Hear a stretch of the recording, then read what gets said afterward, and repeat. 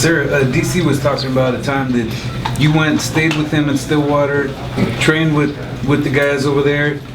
Can you talk about that? Because that sounded pretty crazy time. Yeah, that was an awesome experience. I got to train with a lot of the guys that were like NCAA champions, All-Americans. And John Smith is personally my absolute favorite coach ever, so I was so excited to get to work with him. Like, literally everything that came out of his mouth was gold to me. Sarah owes that to me. Sarah owes that to me. And taking on somebody like Ronda, you guys are both Olympic athletes. This is different than just regular fighters. Can you talk about what makes it different?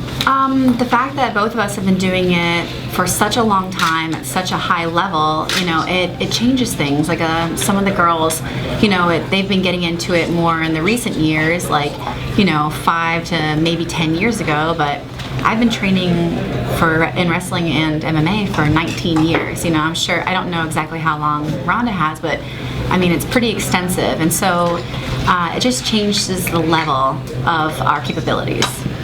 Ronda, how do you feel about that too? Because, you know, this is a woman that's been just like you, competing at a high level since she was a little girl. I think it's an amazing matchup, and it's great for not just women's MMA, but MMA in general. I think this is probably the first time in history. Have you ever had 2 undefeated? No. Olympians, never. But have you ever had even 2 undefeated people fighting for the title? I don't know about that. I don't think so. We have 2 undefeated fighters, both not just Olympians, but Olympic medalists fighting each other. I mean, this is, women's MMA is almost skipped ahead of the guys in this one a little bit. I'm sitting here already, you know, like, enough I'm sitting here and the only guy without a freaking Olympic medal. I'm like the odd person out. I'm the only one without a damn medal. You can bring that shit up. That's why you got moved to the co-main. I'm right in the middle. Hey, I'm just saying, you know, Beijing Team 08 still undefeated in all of MMA. Yeah. It's funny. Come on, let me talk up the ladies a little bit. Go ahead. I'm just kidding. Go ahead. So, yeah. For both Sarah and Ronda, you are in that position where you're trying to establish female MMA, and it's this new thing in terms of the UFC, but you get to get that one up on the guys, you know, being the first 2 Olympians to ever fight in the octagon.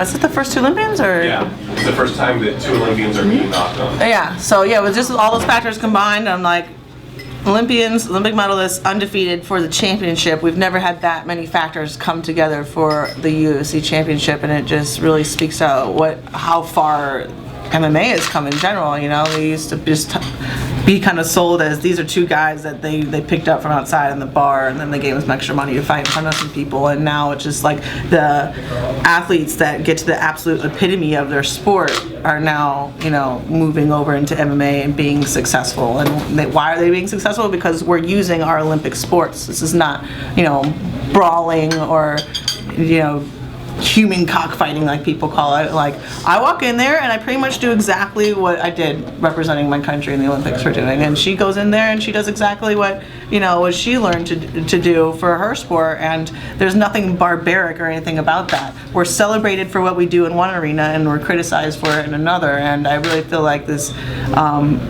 bringing the whole relation to the Olympics into it kind of softens up the look of MMA a little bit more, and people are going to look at us more as athletes and not just fighters.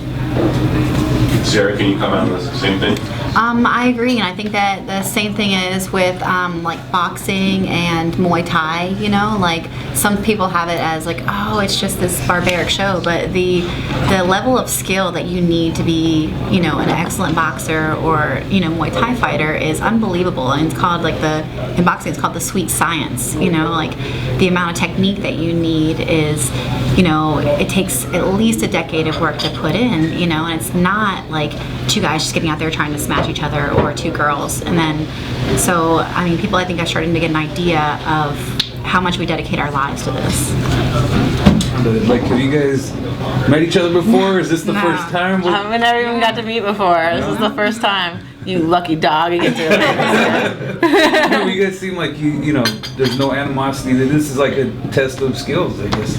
Well, it's different, I think, whenever you have respect for the person you're competing against. I don't think it changes how you will compete, you know, but I've competed against Olympic medalists. I've competed against world medalists and champions, as has Ronda. And like you have a certain degree of respect for the people who've put in the work that you've put in. So it's a little bit different than somebody who maybe has only done it for a little bit of time. Like you don't feel like, oh, like they deserve my total respect for that. What do you think, Ronda? Well, I've been following Sara's career from the very beginning. We pretty much started at exactly the same time, and I always thought that this would be the perfect fight to really bring up, in a big venue. And I think this is the perfect time for everything to be coming together. And I couldn't be more excited to have like an athlete of Sara's level to really test myself against, and it helps all of us. It can't be like, oh, it's just one Olympian in the division that got to jump on everybody else, and it's just it raises the whole level for everybody. And I mean, I couldn't have a single bad thing to say about her. She's practically Saint McMahon. Saint McMahon was, Not unless you see me before I drink coffee. Yeah, but it's handshake here. Well, it's kind of like, well, wait for the right time, man. Don't push it, okay? I want it to be natural, all right? It's like forcing them together, dude. Yeah. Never mind, I wasn't going to say that word. Okay, so you broke up my thought. I was going somewhere with that. Well, Olympians are a proud bunch, right? And you guys get to basically be representing your individual Olympic sports in this kind of pancration, mixed martial arts style fight. Are you really going to be bearing that torch of judo and wrestling? I mean, we're teammates already. We were both at the 04 games, and so it's just like what was like the one thing they always put in Olympian news? You're always an Olympian, never former, never past. And so it's something that I think, I don't want to speak for them, but it's something that you carry with you your whole life. It's something that you're always going to have pride in, and you're always going to have respect for the others that have reached that goal as well. Yeah, we both, like all of us were contributing towards our country's medal count, and that's something to be extremely proud of, so we were competing. Oh, sorry. You guys are killing me. I'm sorry. Like at one point, before we ever even knew each other, we were striving for the same goal in our individual sports. I mean, in terms of the actual style matchup of a fight, it's wrestling. Wrestling versus judo. I personally feel, even before this, that really you can't. It's not at a point where you can really pit like one sport against another sport, because there's so many individual factors that come into play. So like I don't feel like any person carries wrestling or judo or boxing on their back. It's, this boxer might beat this judo person, but this judo person might beat that Muay Thai guy. And like, there's so many different factors that it really is individual matchups. And for all three of you being Olympians, at what point do you get in your career and start to feel like a fighter? Because it's different than just competing as an athlete. I mean, I always felt like a fighter as a judo player. Like, there would be a lot of times when I was in matches and the person I was fighting was kind of playing to points a little bit, and they would just kind of get ahead by a little score and then run away the whole rest of the time. And I wouldn't even be in the fight at that moment. I would just think, I was like, if this was a real fight, I would kill you. And I would always tell myself that I was the best fighter in the world, even if not every judo match would go my way. So I always thought of myself as a fighter even back then. And when I started hearing about MMA, and there's like, okay, so the referee doesn't really get involved until the end, and you get unlimited time on the ground. Like, this is really the rules of what this is, And so I never thought of, I'm a fighter now that I do MMA. It was like, oh, now that I'm in a different sport that has more rules, I can express more of the, what I have to offer as a fighter, as opposed to like within a sport that has so many like regulations in it. It's just, you're so tied to the sport that you did your entire life that I'm always going to be a wrestler. Like, I'm a wrestler first more than anything. But as Ronda said, you fight. I mean, I used to get in fights all the time in wrestling. Like, I'd fight on the mat and I'd fight in practice. So it's just something in you. You see those guys that come in and wrestle and try to fight, and they cower away from punches. You know that it's that fight or flight that's inside of you. And some people aren't fighters. So it. The moment you go into a cage, it doesn't matter if you lose every time. You're a fighter. You went into that cage. Not everybody can do that, but wrestle first always. Into the through the stratosphere. You'll never get to where you really want to go if you're that macho. You have to be willing to listen. So I may tell my coach, you know, as I do all the time, I cuss him. Hell with you, and I leave. Well, you know, after about 5 minutes, I walk back like a puppy with my tail between my legs. Because nobody's chasing you. It's your job. And you're going to get your ass kicked in the cage if you don't come back in here and learn. That's pretty much that's what it boils down to. Man or woman. I've heard that the women are more appreciative, you know, like, and I think that being around a lot of females in more of a male-dominant sport, which with wrestling and with fighting, that the girls come back and they're like, thank you so much for working with me. I really appreciate it, because, you know, a lot of attention is diverted towards the guys before women became a little bit more popular in wrestling and in MMA. So it was them taking time out of their schedule to individually teach you. So, which the guys, it's sometimes a little bit more expected. Yeah. Sarah, how are you prepared to make this jump up to the main event? You've headlined in Invicta, but in terms of the UFC and the media monster and everything you have to deal with leading up to your title challenge, how are you preparing for that? I guess in my mind I just expected it to be really similar to what I experienced for the Olympics, which is we were the first team for the Olympics in 2004, so we received a lot of attention to help our sport, so it was like a constant barrage. Like I couldn't even sit down and eat a meal without, you know, having reporters there. Like they just, outside of our training time, it was kind of packed with interviews, and we were all like, okay, we have to do this because this is helping our sport, but it was wearing, but now I think the second time around it's just going to be a little bit easier because I know what to expect. Sarah, can you talk about what did you see in Ronda's last fight and the way that fight was decided? What were your thoughts about it?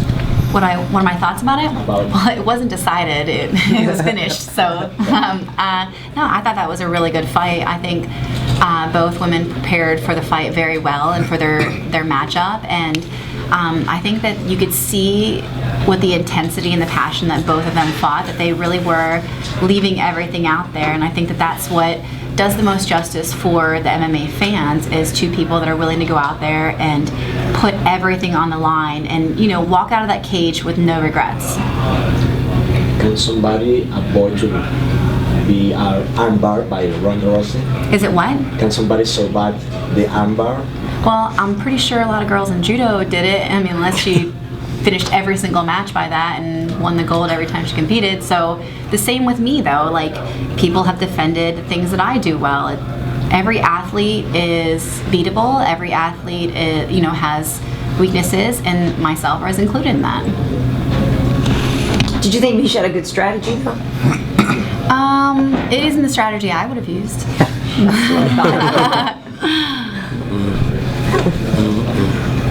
Daniel. Shut up. Don't do that. You see, are you relieved that you don't have to fight 5 rounds because the women stepped up in the main event? You know, I got asked if I was upset, and I said no. I think you just gave me the best news that I've gotten in a long time. Really, because just with the whole first time down to 205 and everything, I would much rather fight in a 3-round fight than a 5-round fight. And you know, to be on a card with two ladies that are Olympians, Olympic medalists, you know, during the Olympic Games, the Winter Olympic Games are going to be going on, and yeah, it was. I'm excited. I'm excited about the fight that I have because I think the guy's tough, but you know, just to be fighting on the same card as two girls that I went to the Olympic Games with, Ronda and I twice. Yeah, it's a big deal. You know, earlier you asked Ronda about, you know, it seems like there's no animosity towards Sarah. You got to kind of go back in history and look at her career before just her last fight or the 2 fights with Misha to understand that there's never any animosity between Ronda and the other person. You know, you have to understand that first and foremost, you know, she's an Olympian. She's going to carry herself with dignity, and that's what happens unless somebody just really brings it out of you. You know, and that's what happened in the last fight. So you don't expect her and Sarah to be barking at each other. These are 2 women that have done things that most people can only dream about, and that's why this is the fight. This is the fight that we've all. I mean, she came up to the set the other day, and I said, "I'd love to see you fight Sarah at some point." And she goes, "You know what? That's the fight I want because she's a competitor, just as Sarah is. So it's gonna be a good fight." Yeah. You guys have fun. 5 rounds. Enjoy yourself. enjoy practice. Enjoy practice. Enjoy practice, because it's not even the fight. It's practice. It's every day going into the sparring room and knowing that you've got to fight hard. And when you go, a half an hour is going to pass before you go back to the other room. You're going to be in there by yourself for 30 minutes with however many guys you have to spar with. So, yeah, I'm very happy. You said something interesting, DC, while we're eating, about the fact that when these two match each other up, she's going to feel different. Sarah's Yes. going to feel different than Ronda's other competitors. And can you explain that a little bit on camera? Because I think that's a really good point. Well, for Ronda, it's like when Ronda fights, it's almost like it's almost determined, because I know that these girls don't have what it takes to beat a lifetime athlete. Ronda says it herself. She said it last time. She goes, I'm a lifetime athlete. You wrestled on the boys' high school team. I mean, that's true. No truer statement was spoken through all the bickering and everything else. Nothing was truer than that statement. So when she feels Sara, she's gonna feel the type of power in the type of athlete that she felt in her judo competitions. It's not gonna be like grabbing someone that you can just throw down. It'll be like, okay, now I'm grabbing someone that's on an athletic level that I am. I don't know how the fight's going to play out, but physically, it'll feel different, because now Sarah's base is going to be different because she's been wrestling her entire life. As Sarah's going to feel with Ronda. Yeah. She's never competed against a girl like this outside of wrestling. You know, in MMA, Sarah's been fighting girls that she double legs them, she just throws them down. Yeah. Well, it's going to be a lot harder to do against Ronda, because Ronda's an Olympian. These girls are lifetime athletes. I mean, I can't even remember. I mean, when did you start wrestling? I was 14. 14. And when did you start competing judo? 11. 11 years old. These girls have been competing at the highest levels for over a decade, you know? So yeah, it's gonna be different. It's gonna be good. I know when I'm done fighting, I'm gonna go back and watch these girls fight. And you guys agree, yeah? It's gonna be definitely. Like, I'm absolutely positive that the way that I was able to throw Misha when she came in for those shots, it would not be possible to do that against Sara. Just because of the time that she's put in and the level of athlete that she is and the technique that she has, I know that I definitely have to approach her as completely different than Misha, even though they both came from a wrestling background. The level of Sarah's, the level that she's at, she has to be approached in an entirely different way. Ronda, there was an era when everybody was looking at Mia Hamm like a new sport role model, being a great soccer. But you are embracing this role of the next, actually you are a new female sports star. How do you embrace, how do you assimilate this mediatic impact that you are having in this sport? I just adjust according to what the situation is, you know, you adapt and survive regardless of what's going on. And so it's definitely difficult to be under such scrutiny all the time, but just the one thing I really discovered is that people are going to be unhappy with you regardless, and you're going to say something at some point that people aren't going to like, and you're not always going to be at your sharpest, and you know, things aren't going to always come across right, and you're not always going to be perceived in the right way. And so once I accepted the fact that I can't make everybody happy, and then I was just like, okay, well, I might as well just not care at all with, you know, what's the right thing to say at this time. And I was like, and I'm not a politician, I'm not running for Senate, and just accepting that I'd rather embrace being imperfect than trying to be perfect. It kind of it makes it really acceptable for you to err, because if you act perfect and if you're not perfect one day, then people will freak out. But if Natalie Portman said half the stuff that I do on a daily basis, people would freak out. But because I say it every day, it's like normal now. And so I'd rather have it be normal for me to say whatever than to get myself stuck in, you know, a certain role that I carved out for myself. Ronda, this is such a quick turnaround, 8 weeks. Yeah. When were you first approached with the fight, and were you taken aback? And how long did it take you? Were there any conditions? Well, it was like 3 weeks before the fight. Dana calls me up and he was like, hey, what do you think about fighting at the end of February? And I said, well, I was thinking about having a little bit of a break because I did 2 movies in a row and then went straight into training camp. And, but I was like, look, you know me, I will fight for you on a 24-hour turnaround if you need me to. You know, it's like, if you need me for this fight, I will do it. And then I was like, well, let me talk to my coach real quick. And so I hung up with Dana and then talked to Edmund, and he was like, this is perfect. This is perfect. Call him up and say we'll fuck up any bitch that he wants in February. And so I didn't know who I was fighting. I was just texting him like, hey Dana, I'm gonna fuck up any bitch you want in February. But let me handle this other bitch first. And then I hung the phone and then went back to training camp for Misha. And I didn't mean that in a bad way. I say I didn't know, but yeah, you know how animated Edmund is when he speaks, and so he was just like so like pumped into it. It was like not like, oh, maybe we should do the fight. I don't know. He was like, fuck it, let's fucking do it. Let's go. And I'm like, all right. We're all excited about it. We're excited. Let's just do it. And so, and it's better too that I had such a long layoff that I want to fight back to back, you know. And with the structure that I had in judo, we would go to like the Europe tour, and we would have 4 weekends in a row, and you do like 4 World Cups. You know, and we were used to always fighting kind of like in seasons, like in bunches, and it was also usually like in the like late winter, springtime, and so it's actually mostly it's the format that I'm used to, and taking 10 months off, you know, it does affect you. Like I definitely felt the effect of it in my last fight, and I feel like I'm going to be way better now that I'm fresh from the cage the last time. And Sarah, how about you? Were you surprised? One, that you were asked, you have one fight, it was in April, there's been a bit of a layoff, but also with the quick turnaround as well.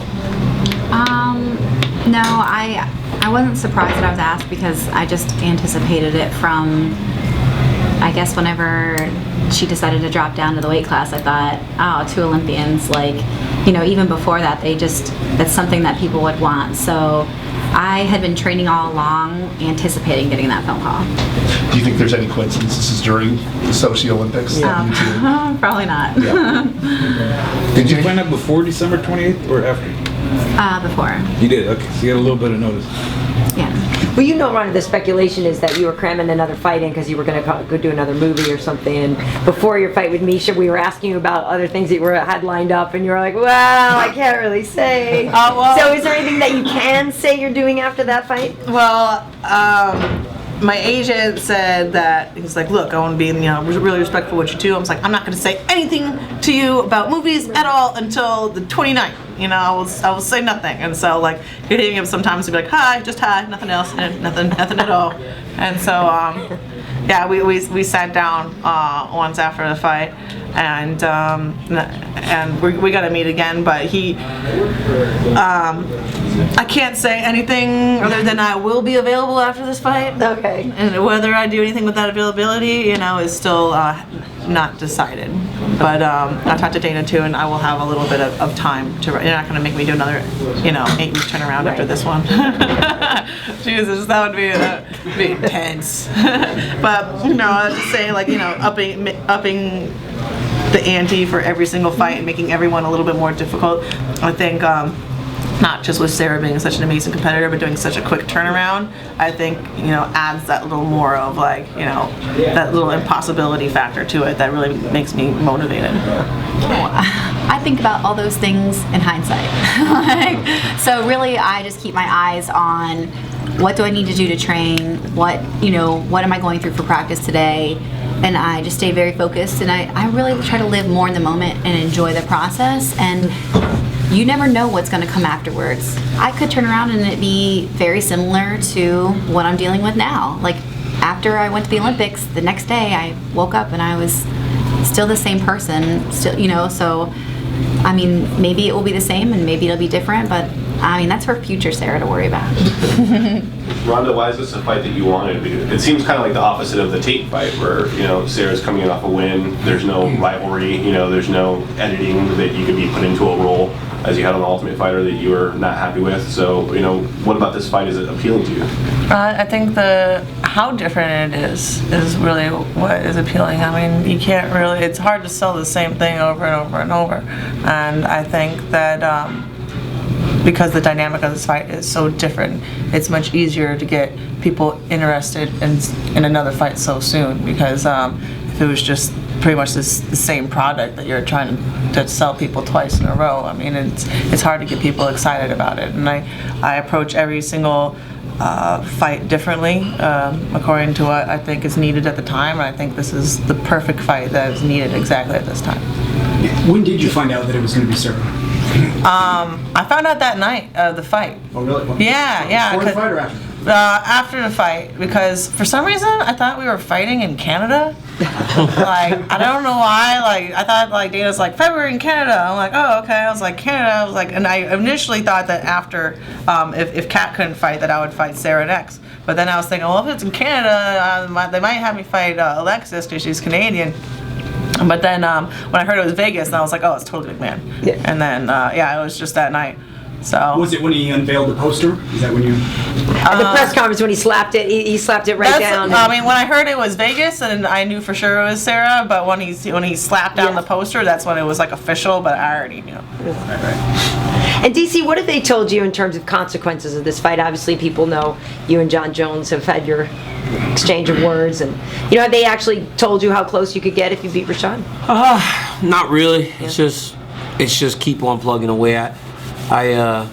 There's a lot of factors, man. Like that Jimmy Manoa called and wanted to train together, and I've actually been kind of contemplating it because maybe I can help him beat Gustafsson, and then I would rightfully fight for the championship. So I think some things have to happen with Gustafsson fighting as well as he did last time. I think he would probably get a championship fight first, but if I fight well enough, anything can happen. Nothing's promised in the UFC, and if I fight well enough, I'm hoping that it gets me a title shot.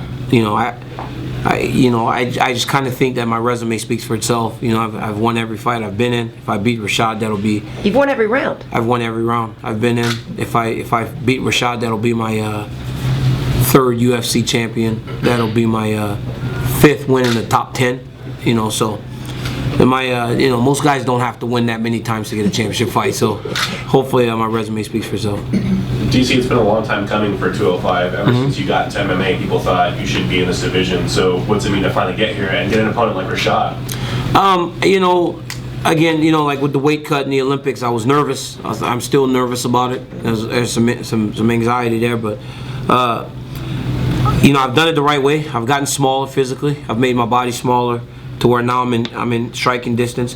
And then to fight a guy like Rashad, I think it says a lot about what I've done so far, because if you haven't done what I've done so far, you don't get to fight those types of guys. Those fights are reserved for the best guys. Fights against guys like Rashad Evans, you don't just get those. You have to earn those fights, and I've earned those fights. And it tells me a lot about what the UFC thinks that I've done so far and where they want me to go. Because if I win this fight, it's going to be very hard to ignore what I've put on paper. You're always confident that no one can take you down. Do you feel that way about Rashad Evans? Yeah, I'm not gonna get taken down. That's just, I've spent a lifetime developing that skill, and I'm not getting taken down. And when I look at a fight against another wrestler, this is how I approach it. In the sport that we all chose, I got to the top. People don't just quit wrestling. You stop because that's the end of your road, whereas mine just continued to go. So in the sport that I chose, Rashad chose, John Jones chose, and the rest of those guys chose, I went to the top of that sport. So, no, I'm not getting taken down. About the fight of the girls, what kind of fight do you expect? Tough fight. I expect a really good fight. I saw Sara compete against some very good fighters and go the distance, so I know that she can go long. I saw something in Ronda last fight that Ronda's getting much better as a fighter. Ronda did some good clinch work last time. Ronda's striking looked a lot sharper last time. Sarah's striking looked sharper, and in her UFC debut, she just demolished the girl. These are two of the best fighters in the world. Female, man, woman, these are two of the best fighters in the world. And these two girls are going to go out and put on a show because they only know one thing. You saw her fight 2 weeks ago. She's going crazy in there. And you see, I've seen Sara compete since 1999 is when I started watching Sara compete. I know that these girls know how to compete, so it's going to be a hell of a fight. There's going to be a lot of flipping and flopping over there. Falling all over the ground. Highly technical, flipping and flopping. Throw her down. That's going to be fun. It'll be much different than what you're going to see in our fight. That's what. Okay, let's go 2 more questions here, then we'll get Ronda and Sara to face off. I'm just wondering, based on your assessment of what you said of their skill set, it sounds like we're looking at number 1 and 2 for quite a while, right? I think they're the two best fighters. I really do think that overall they're the two best fighters because, again, I point to experience and competitiveness at the highest level. You cannot, there is no substitute. You can say, well, I wrestled in the NCAA championship. Well, you didn't wrestle in the Olympics. You didn't get a medal. You didn't get to stand on the stand and see your flag being raised at the Olympic Games. Not many people got to do that. Not only did Sara do it in wrestling, which traditionally we're pretty good at, Ronda did it in a sport that we don't normally do that well internationally. You know, so these girls have competed at the highest levels, and you know, Sara beat the girl that beat her in the Olympics. She's the only person in history to beat that girl in a match. You know, so it's like these girls have competed at the highest level. I think these are the two best female fighters in the world, regardless of weight division, regardless of organization or anything. I know. You have to say something about Cyborg, but these are the two best fighters in the world. For each of you, what do you want to say at the post-fight press conference after UFC 170, and what do you want Dana to say to you at that time? What do I want to say? Ooh. I don't know. That's my most incomprehensible moment was, you know, if you asked me about the last fight, I didn't think I'd be talking about balls hanging from the ceiling. But that's the subject I ended up on. What? No, Uriah. You missed when Home and Garden came No, to no, crash the I was talking about. That was hilarious. Yeah, so I have no idea what's going to come up at the press conference. I mean, What's kind of the ideal outcome? You know, what are you going to envision throughout camp to get through this? I don't envision press. That's not the part that I'm thinking about. In terms of the fight, you know, I always prepare for just a 5-round war. That's what I prepare for, and I aim for the quickest and most efficient finish. And anything between those two, as long as it's me winning, I'm happy to talk about it after in the press conference. But that's what I'm envisioning, and I'm sure, you know, Sarah's thinking something similar, but you know, I always say all the time that the person that you're in the cage with fighting is the person that you have the most in common with in the whole room. If you think about it, you two are both there fighting for that one thing, because what the most important thing to both of you is the same thing. And yeah, I'm sure that'll come up. DC? No, me? Yeah. What I want to hear? Yeah. You fighting for the championship next? I'm selfish, bro. I want to fight for the belt. Congratulations, DC. You're fighting for the belt next. That would be perfect for me. But you know, if it doesn't happen, then I'll just go back to work and getting better. But congratulations, DC. You just earned yourself a title shot. Sarah? I also don't really think about it. I really just answer whenever I'm asked a question. I don't really try to like premeditate any kind of response. So really, like I said before, I try to just really live in the moment. So I'll say whatever that moment brings.